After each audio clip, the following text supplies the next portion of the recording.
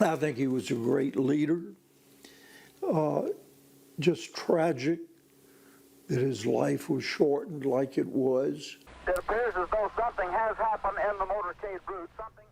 On this day in 1963, gunshots rang out in Dallas, killing President John F. Kennedy. The assassination forever changed the country. But for one Baton Rouge man, the story of that day is extremely personal, and he shared it with me on the 60th anniversary.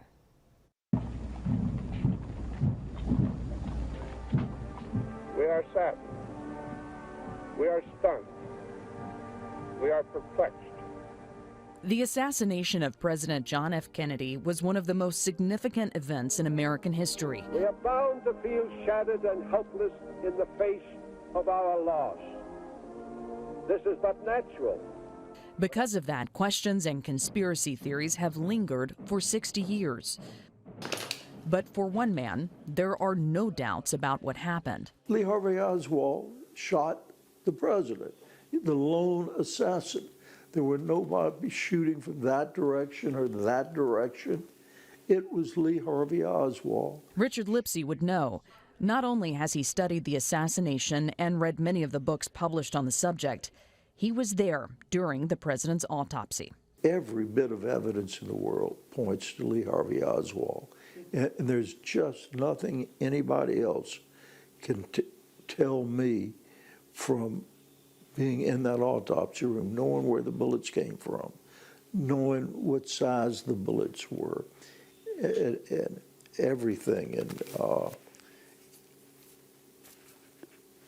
I'll never be convinced it was anybody except Lee Harvey Oswald. In 1963, Lipsey was a young lieutenant in the U.S. Army, working as an aide to General Philip Wheel in Washington, D.C. The general was the commander of the military district in D.C., and among his many responsibilities was planning state funerals. It appears as though something has happened in the motorcade route. Something, I repeat, has happened in the motorcade route. Their work began the moment the shooting was announced on the radio. And all at once we heard, President Kennedy has been shot. It matured me in a hurry. I felt a grand responsibility. The President of the United States is dead.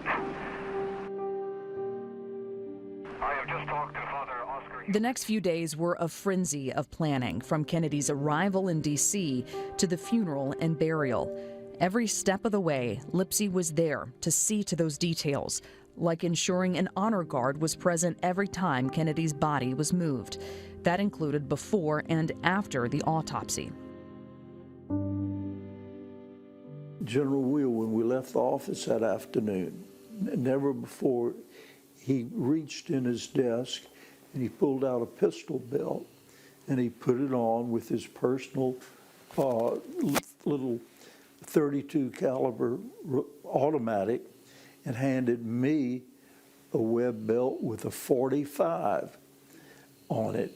And said, put this on, don't leave the body, and you make darn sure that nobody interferes with the doctors or what we are about to be in charge of.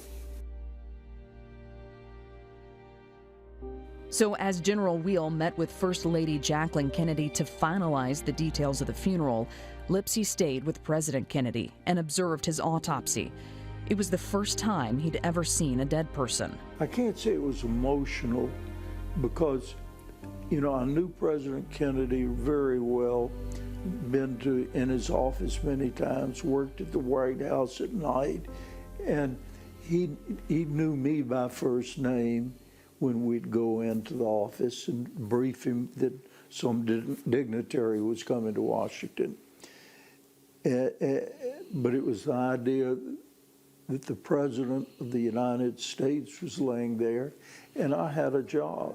We must thank God that we were privileged, however briefly, to have had this great man for our president.